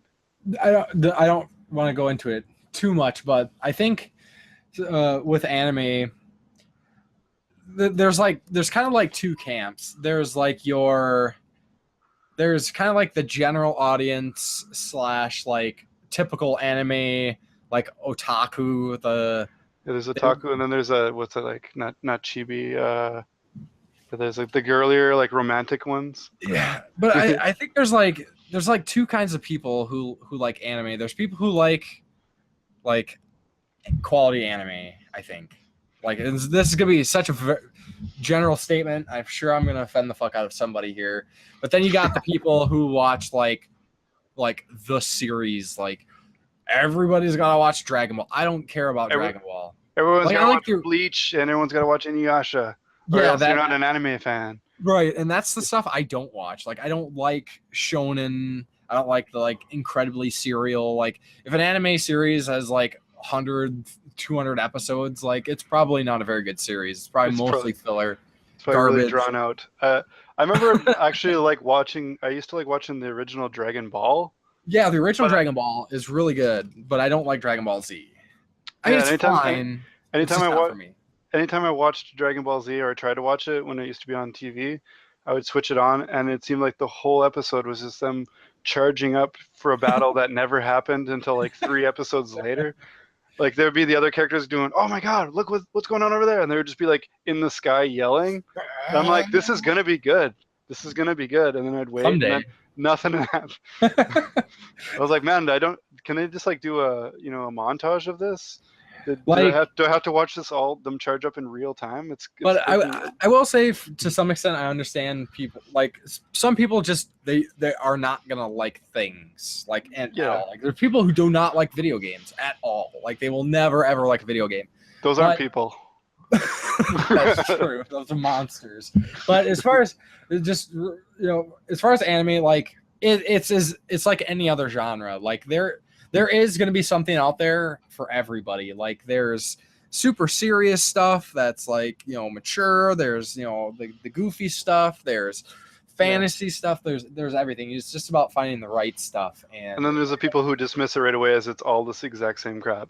Yeah, it's all just like... It's all Sailor Moon or it's all Dragon Ball. And I actually liked Sailor Moon. Yeah. So. My wife loves Sailor Moon. And I used to watch it growing up. My sister was really into it. So... Yeah. She was impressed that I even knew anything besides that's Sailor Moon. Like that's like one of the I had knowledge of it, and she's like, "Wow, what?" Yeah, and that's like one of the only kind of like serial series that I do enjoy. And there's a lot of like significance to Sailor Moon and anime in general. Like that was a massive series that not only in Japan but was one of the ones that kind of spearheaded to America. Coming over this way. Yeah. It's a staple, Well, I mean, it's just like anything. Sometimes you'll put something off because it's so popular, and the hype kind of makes you go, "Oh, it must be terrible. Everybody likes it." Yeah. Which is like not something you should generally do, but then you'll actually like go, whatever, I'll check it out, and then you're like, "Well, man, I feel like an idiot. I actually like this." Like sure. I know, maybe you catch a bad episode of something, or maybe the first couple episodes are garbage and just filler, and then you get to the meat of it. Because if you got someone hyping it, they'll be like, "Oh no, you got to get like 18 episodes in, and it gets good." Just like when someone tells you about a game, like, 30 hours in, that game gets awesome. Yeah, but what about the 30 hours I dump and waste? Well, sometimes that's usually not justifiable, but there are some instances where like all of that turns around and it's like, oh wow, okay, all right. I'm It's in a kind mood of for a this. slog at the time, but hey, this is like, wow, they really pulled it together. Yeah, Sometimes. yeah, sometimes. You know, So, yeah, I think we will kind of move on from the tales of discussion and actually, you can talk all day about that. It's probably best we do. yeah, I think we're probably gonna have to kind of skip over a lot of the other topics we had written down. We're running late already, man. We're already Gabbing. we're already pushing it. So, any of the other little topics that we had talked about that you would like to hit on before we start to wrap things up? Not really too big on anything. I'm not too hung up on anything. I'm good. I'm easygoing.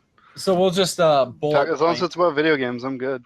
Yeah, so we'll just quickly bullet point some of these other things, maybe not even talk about them, but we had intended to possibly talk about some Switch stuff. So of course we got the Switch coming out in a few days. Yeah, next Friday.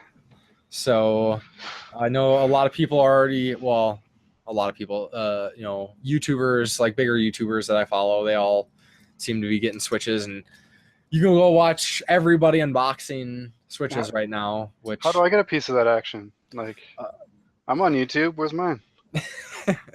me too, but I love. we're not cool enough. I don't think I've said a bad thing about Nintendo on my channel.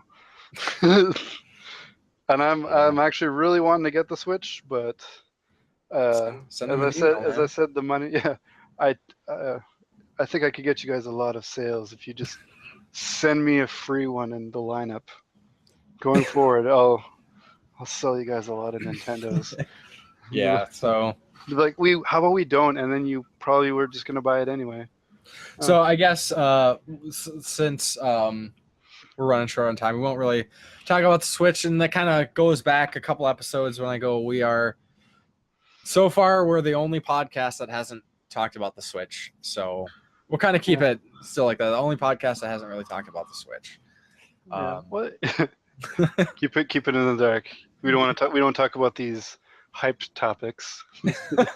It's just kind of done to death, and I have thoughts on it, but maybe next time we'll get some more info once we start seeing some more of the products come out and things like that. It's kind of a wait or a skip for you, and I want it, but just not yet.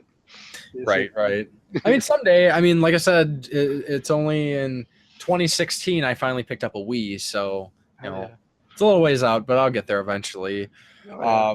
Then I thought it was worth mentioning. There's kind of been some not recently developed news about the NES Classic, but every week that goes by, they're discovering how insanely hackable the NES Classic is. That's so exciting. A lot of people have heard that you can swap out Nintendo games, put different Nintendo games on your NES Classic. Well, not only can you do that, but you can put way more NES games on your NES Classic. And you can put Super Nintendo games, and you can put Master System games, and all these other games, and it's just awesome. Like, it's so badass. As you know, I made a video right when they first hacked it. When I was like, oh my god, you can put like 118 games on this thing now. Then I was like, oh, should I do an update? Because all of a sudden you could fit the whole NES library, the ones that are compatible. There's about like 30 games that aren't compatible with it because they use a different mapping or some sort of thing. Yeah. And then when they updated it, it even patched a few of the games that would work but had like a glitch somewhere. Like Battletoads, I know was a big one. And also, then they added Super Nintendo, and you can fit Master System. You can run slow down N64. I'm sure they'll probably get there eventually, where you can full on. Well, I don't know. The hardware's got to have a limiting factor at some point. Nah, hell no. I'm holding out for like Dreamcast.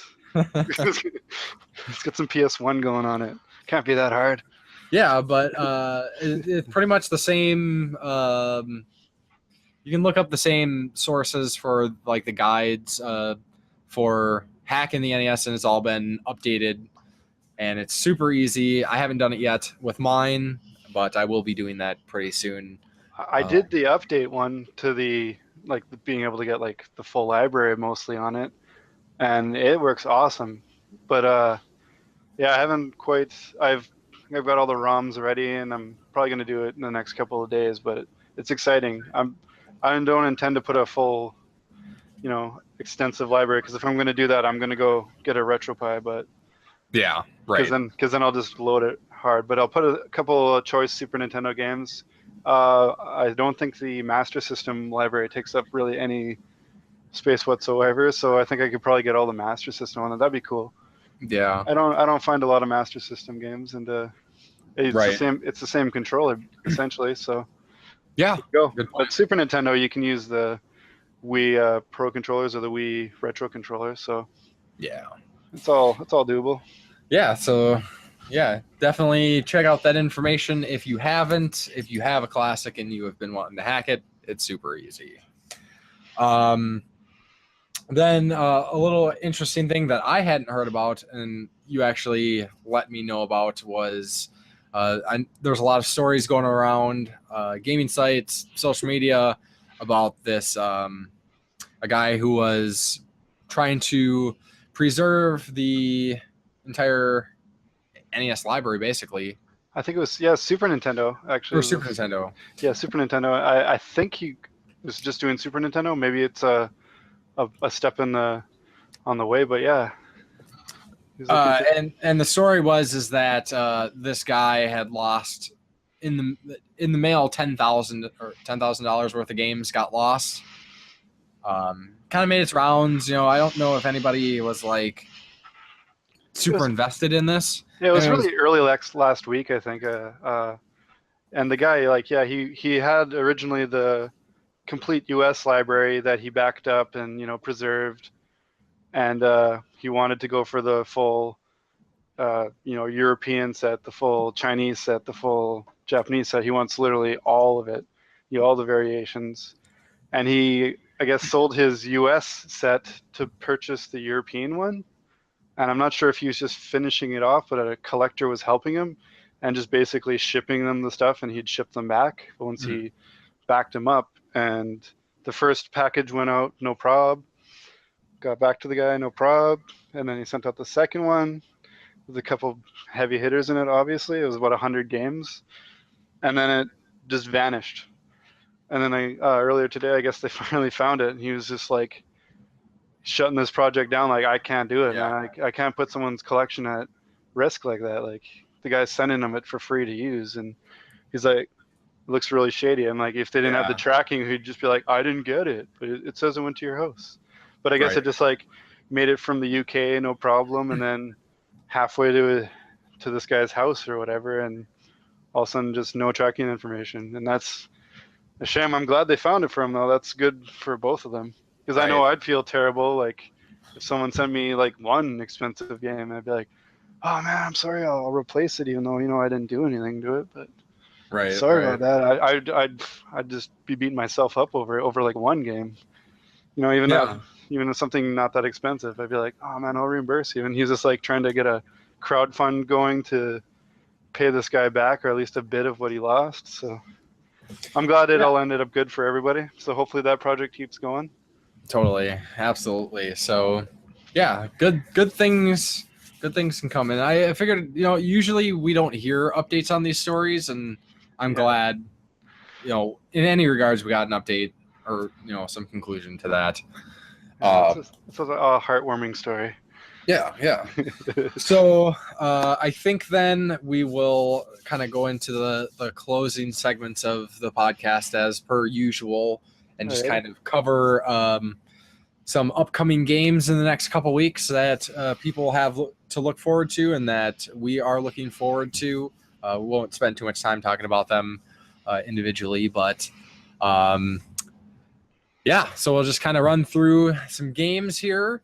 I think I'm looking at a list that's probably going to go from, I guess, probably worth mentioning from the probably like the 14th to the 9th or so. So we got a few weeks here of games. you had mentioned Berserk and Band of the Hawk. Yes, I really like the.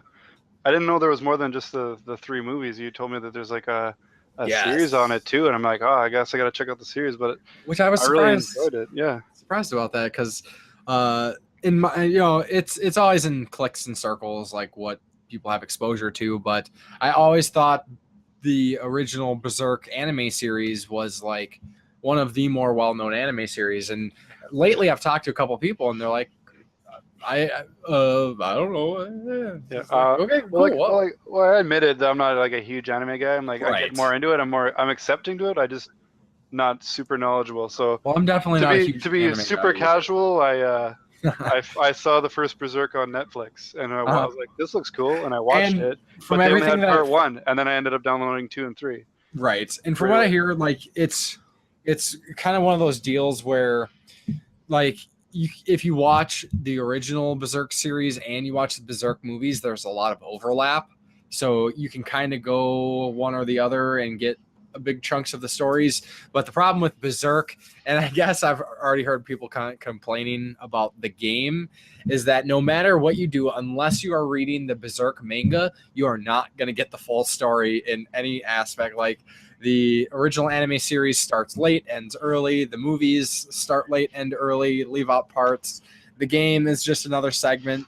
Like the game should games can be really excellent storytelling tools, which is why I enjoy them more than movies. Like it's like you're acting it's almost like you're part of the movie. But so personally, I've kind of mentioned this before. It's kind of a Dynasty Warriors clone, so you're out. like instantly. I'm out. Can't do it. Can't handle it. It looks. I'll give it a chance. When I see like scenes in like trailers and gameplay where they're not doing the combat, I'm like, okay, this looks pretty cool. And then they do the combat. I'm like, oh, I'm done. But dibs out. For the people who can handle the Dynasty Warriors games, and especially for Berserk fans, I see lots of reasons to be excited for this game. I don't get really into them, but I'll play the odd one. And like I'm excited for the Fire Emblem one. I think it's just when it's tied to a series I like. Like I like Dragon Quest Heroes, which is like a lot like it. Smaller scale. It's not quite on that scale, Sure. But Hyrule Warriors was like a direct made by them, Koei Tecmo and Nintendo. Yeah. So being a huge Zelda fan I really enjoyed that one, but that's the one I've definitely got the most enjoyment out of because it had a really solid story to it. Plus it was it was definitely very different at first. Like, Link's one of those guys who fights like 3 things in a room maybe at a time, not 80 guys swarming around him. So it was it was what it was. I got over it pretty quick. It definitely wasn't I'm glad they didn't call it an actual part of the Zelda series. It was just kind of a spin-off. Yeah. But as far as the regular, feudal Japan ones, I'm not really that into it. The Gundam ones look kind of cool. But I don't know. Maybe they'd be a bit different. I think I just need a spin on it. Sure. Yeah. So then moving on to some stuff coming out. I think it actually just came out, and I'm sure if Flynn was here, he would be all over talking about it. And I know you're not. You've played Halo, but you're not like a big Halo guy, right? Yes, but Halo Wars 2. Yes, Halo Wars 2 came out. Yes. I haven't had a chance to talk to Flynn too much in between podcasts in the last couple weeks, but I have to assume that he's pretty stoked for that one. And maybe that's why. Yeah, he's like, fuck this half-baked podcast. I'm going to go play me some Halo Wars, which I wouldn't blame him, honestly, but... Well, I'm having a good time. Yeah. Well, I'm not a huge Halo guy. Like I will play the Halo games. I don't, I'm not buying Halo statues and I'm not buying the figures or anything, but I'll play through them. I'm not. Halo 3 kind of gripped me a bit for the online, but I got over it pretty quickly. And I'm not an RTS guy, but Halo Wars 1, I loved that game. Sure. I haven't even followed anything on Halo Wars 2, but I want it. If it's anything like the first one, I want it. It was a really easy game to get into, and I really got into it. I played the odd RTS, but I'm not really big into those. Sure.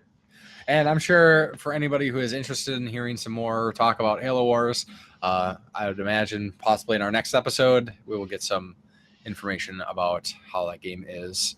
Yeah. Then, go ahead. Oh, you skipped over the elephant in the room, I think. Another huge one that came out end of last week. We got For Honor. Yes. It seems to be what a lot of people are playing now. It looks really awesome to me, but I don't know how much time I would have to invest into an online game. So it's going to be at least for a while, it's going to be a skip for me. But Sure. It looks like a game I'd be totally into. But I'm being realistic, and I'm like, I'm not going to get to play it. And by the time I get to play it, it'll be like no one's playing that anymore. A lot of what I've been hearing about the game is this is probably going to be a game that's going to be really cool in like 6 months. Yeah. Like it has a lot of issues. Yeah. A lot of online issues. It's an always online game, and it just needs some more tweaking and extra stuff added. Well, it's just like the Battlefield, like Call of Duty doesn't seem to have a lot of stuff when it comes out. I don't really know because I don't play those online. But Battlefield, I definitely prefer over Call of Duty. But it's just generally expected that when a Battlefield comes out, don't expect to be playing it online and having fun for at least a week because they're gonna have to fix it all. Because they're like, oh, people want to play this game. Yeah. Oh, our servers keep crashing. That's weird. We didn't think someone would want to play this one. Right. So then next week, a couple releases that I know a lot of people are really excited for. I'm definitely excited for. I imagine you are excited for as well. Horizon Zero Dawn, which I've kind of been talking about for a while. That's coming out. I'm hoping for great things. Kind of some of the I don't typically pay attention to like reviews necessarily, like big reviews, the bigger companies. But a couple of the sources that I tend to agree with are giving it some pretty high marks. So that just makes me a little bit more excited. It's definitely. I don't put too much stock in reviews. I put more stock in a friend's review than like an IGN review. Because, if I went strictly by big reviews, I would have skipped over some of the best games I ever played just because some jaded guy who was forced to play a game that really wasn't his style said it was crap. Yeah, absolutely. So yeah, I'm hearing good stuff about it too, and I definitely want to play it. I think it's going to be a little bit of a wait for me, but I'm definitely going to be picking that up. It looks awesome. Yes, and then we are getting the game that I'm probably going to have to hold off for a while to pick up just because of what I have and what I have backlog already. But the spiritual successor to Planescape Torment is coming out next week, and that's Torment Tides of Numenera. Yeah. Numenera. Thank you. Yeah, it looks awesome. I've been following it a little bit too. Yeah, too many games. What happened to the Dead Zone after Christmas? I need to get back on my feet before they're throwing this shit at me. Come on, man. And then immediately after that, we got The Thing We Shall Not Talk About is coming out. Yeah. Big Switch release on the 3rd. Do we really need to tell anyone that Zelda's coming out? I think people who don't give a shit about Zelda know it's coming out. Yeah. But Bomberman looks cool too, though. I'll just throw that in there. Yeah. Though it should be not as expensive as it is. Yes. I think that game should be a lot cheaper, but of course, all the Switch releases, Zelda Breath of the Wild, Bomberman, Once You Switch. There's a couple other. Once You Switch is a fucking joke, and we'll get into it. That's the only game where I was like, what? Because every Nintendo system with its different hardware has to have like this is what it can do. Like, the Wii had Wii Sports, and the Wii Resort, and all that kind of stuff, and then Wii U had Wii Play and all that kind of stuff. So they always have to have a thing to go, this is what it can potentially do that no other games are actually going to do. We made all this crap because there's like 3 games that are going to use this to its potential, and everything else is going to be like, we'll dabble a bit because you're kind of forcing us to, but mainly it's just going to be a shooter game. Yeah. Or something. How 1-2 Switch is not a pack-in game, and what makes it worse is it's a full price game for a That bunch is, of little tech demos for your stupid HD controllers. yeah, that is an absolute joke. What an insult! But you don't have to buy it, and that's what people will say. I will not. Yeah, I don't know how there's not even a pack-in game. There should at least be something. Yeah, That's one thing that really bugs me about that. Well, and I want to get into it too much, but like a lot of the counter arguments is like, well, they're just doing what everybody else is doing. Well, that doesn't mean it's okay. That doesn't mean we should just be like, oh yeah, sure, Nintendo doesn't need to do pack-in controllers. They should not include, extra controllers or anything like that. Like, let's not encourage companies to do that. Let's still complain when they're doing these things. Yeah, it should be standard that it comes with, the Joy-Cons, and it should come with a Pro controller. Yeah, I think so. Just like the Wii U should have come with a Pro controller, and only one bundle they ever put out came with a Pro controller, and that was the Zombie U bundle. Hell, I still think that all consoles should come with 2 controllers. Yes. What happened to those days? I mean, those have long gone, I know, but let us shed a tear for yesteryear. Yeah, right. I mean, the last game that I got, the last console I got was Halo 4 360 came with it, and I think it's only because it came with special controllers that it came with 2, because they're like, we're not selling these, so get 2 of these, and then maybe you don't cry when one of them breaks. Yep. So then after the Switch week, which I'm sure you will all hear plenty about, the following week, another game that I'm super excited about. I probably will just wait a little bit of time to play it, but hopefully not too long, is Nier Automata, the sequel to Nier, which Nier Automata looks freaking amazing. I didn't think that Nier had enough of a base to get I thought like nobody even knew about it. Yeah, and that's because like I got it for $1. One time Walmart was just clearing out a bunch of crap, and I just happened to snag Nier. I think I got it for PS3 and 360 just because $1. Why not?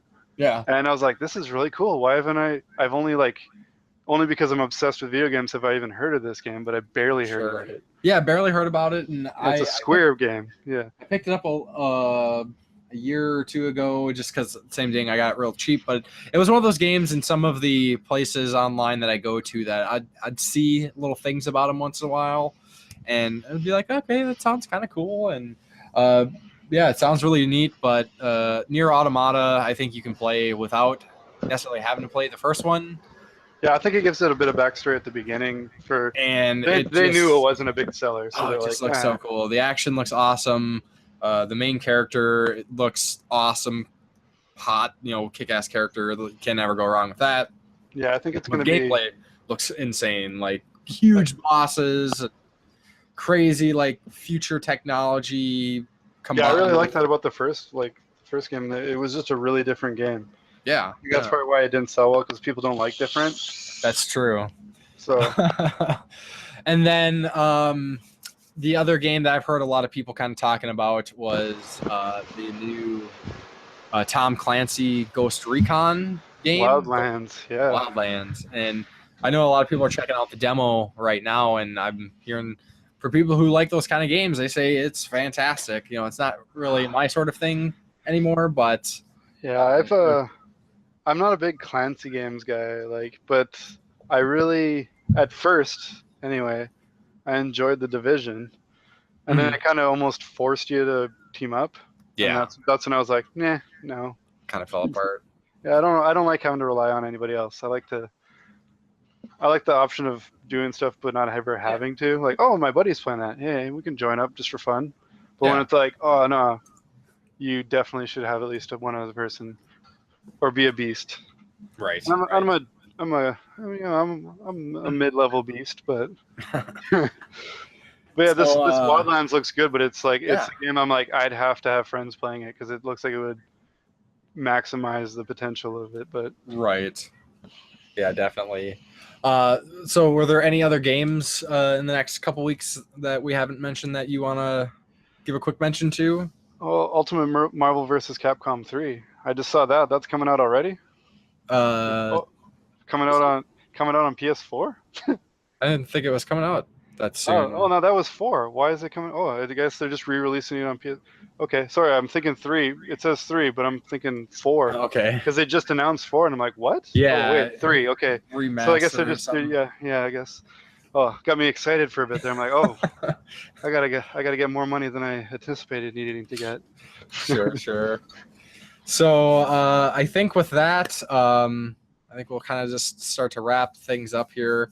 Running a little longer than expected, but nothing wrong with a good conversation. You betcha.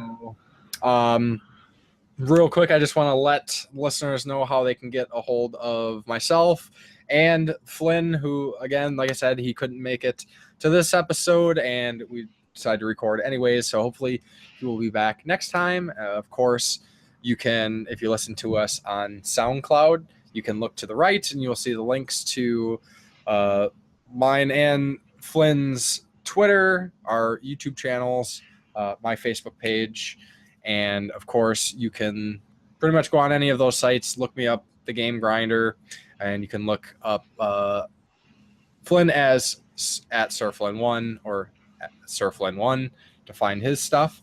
And if you'd like let people know how they can get a hold of you. Oh yeah, just Corpse Flood Gaming on Facebook and Corpse Flood Gaming on YouTube. Yes, and Just, definitely check it out. Definitely check him out. He has some good stuff. We need to spread the love and support these smaller guys, because we all need the extra support. And I would love it. I have bigger and better things in my sights, and I will be hopefully upgrading a lot of stuff and getting some more content more regularly. So really hoping to delve into that as soon as possible. Perfect. So, of course, as always, we would appreciate any feedback, any comments anybody has. Let us know. You can do it on SoundCloud. You can do it on YouTube. Of course, now, since we are uploading episodes on YouTube, hopefully it makes it a little easier for people to comment. I know it's always been the option to do it on SoundCloud and whatnot and iTunes, but those don't really ever seem to be utilized. So, leave us a comment on YouTube if you're listening. Let us know your thoughts. Thumbs up. All that fun stuff. So, yeah, I feel like I'm missing something or I'm forgetting something. Just tell me how bad my internet breath is. Yeah, so of course, Corpse Flood, thank you very much for joining. I've been wanting to do this for quite some time. Absolutely, man. Anytime. Glad you're able to set aside some time, and there's a good chance that for anybody listening that hopefully you enjoyed, and you will probably hear him again on another future episode for sure. So that would be excellent. I'm always down to talk about games. Well, I guess then that will do it for this episode of the Game Tenants Podcast. Of course, as always, thank you very much for listening, and we will talk to you next time. Have a good night, everybody. Later.